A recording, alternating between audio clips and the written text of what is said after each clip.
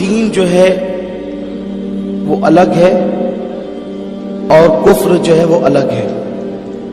مذہب اسلام نام ہی اس دین کا ہے جس نے آنے کے بعد ایمان اور کفر کو الگ الگ کر دیا۔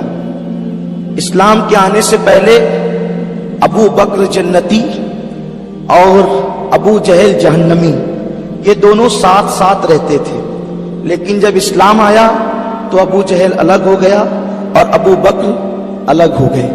اسی لیے قرآن کو فرقان کہتے ہیں کہ اس نے مومن اور کافر میں فرق بالکل واضح کر دیا۔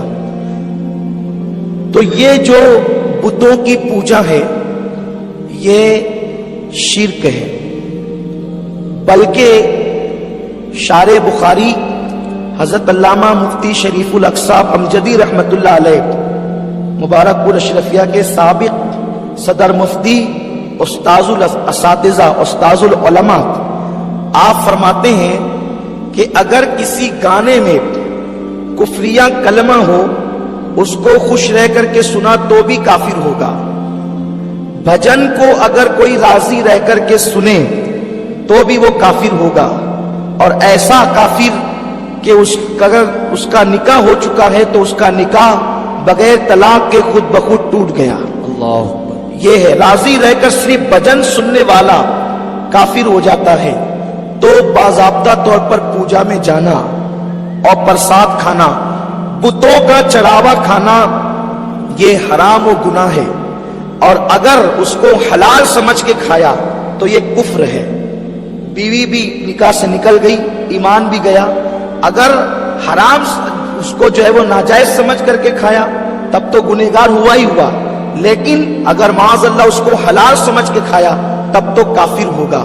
اس لیے پرساد کھانا ناجائز، وہ گناہ ہے، حرام ہے، اس لیے کہ چڑھاوا نہیں کھایا جا سکتا بتوں کا۔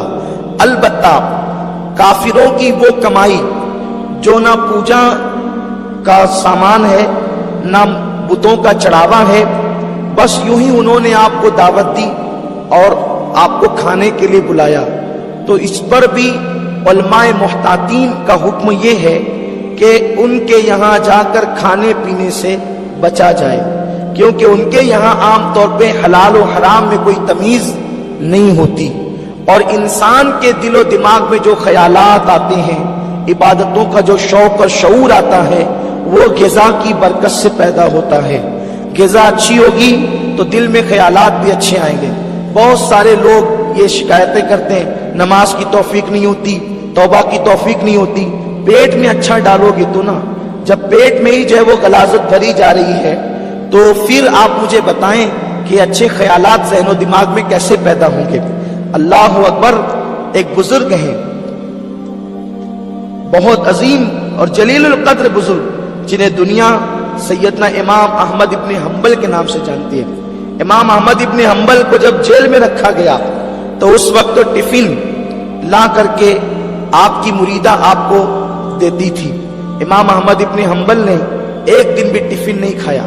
جب آپ جیل سے آزاد ہوئے تو اس مریدہ نے کہا کہ مجھے پتا چلا ہے کہ ایک دن کا ٹفن بھی آپ نے میرا نہیں کھایا، کیا آپ کو مجھ پہ شک ہے کہ میرے گھر کی کمائی حلال نہیں؟ آپ نے مریدہ سے کہا بیٹی تیرا آنے والا ٹفن تو حلال تھا، لیکن جیل کی پلیٹ تھی، اس کے بارے میں مجھے شک تھا یہ حلال ہے یا حرام، تو میں نے ایسی مشکوک پلیٹ میں بھی کھانا گوارا نہیں کیا۔ وہ پلیٹ نہیں کھا رہے تھے، پلیٹ میں رکھ کر کھا رہے تھے۔ آپ غور فرمائیں، جب اس طرح کا تقویٰ پیدا ہوتا ہے تو دل کی کھڑکیاں معرفت الہی کے لیے کھلتی ہے۔ تو اب غور فرمائیں، اس لیے کافروں کے تہوار میں، بلکہ امام اہل سنت سید اعلیٰ حضرت امام احمد رضا خان محدث بریلوی رحمت اللہ علیہ فرماتے ہیں کہ جن دنوں مشرکین کا تہوار ہو اور وہ ان دنوں مٹھائیاں خریدتے ہو اور ان دنوں ان کے تہوار کی نسبت سے صرف مٹھائی خریدنا یہ بھی کفر ہے۔ جن دنوں جیسے کہ عام طور پہ ہندوستان میں دیوالی وغیرہ ہوتی ہے تو مٹھائیاں خرید کے تقسیم کرتے ہیں، اس دن اس تہوار کی نسبت سے اگر کوئی مٹھائی خریدے گا تو بھی کافر ہو جائے گا۔ یہ دین ہے، دین، اور دین پر عمل کرو۔ آدھا تیتر آدھا بٹیر مذہب میں نہیں چلتا۔ لوگ کہتے ہیں ہمیں جینا ہے، ہم کہتے ہیں کیا مجدد الفسانی کو نہیں جینا تھا؟ اسی زمین پر مجدد الفسانی جیے ہیں، کیا غریب نواز کو نہیں جینا تھا؟ اسی زمین پہ غریب نواز بھی جیے ہیں، اور جس عزت کے ساتھ تم جی رہے ہو اس سے زیادہ شان کے ساتھ انہوں نے زندگیاں گزاری ہے۔ تو بہانے مت ڈھونڈو، اسلام صرف اسلام ہے، ایمان صرف ایمان ہے، اور کفر صرف کفر ہے، اس کے درمیان تم کوئی راستہ نہیں نکال سکتے۔ اس لیے اپنے آپ کو بچاؤ، برسات کھانے کی اجازت نہیں، غیر مسلموں کے تہواروں میں جانے کی اجازت نہیں، وہ دعوت دے تو جتنا بچ سکتے ہیں ان کی عام دعوتوں سے بھی بچیں، کیونکہ ان کے یہاں حلال و حرام میں کوئی پرہیز نہیں۔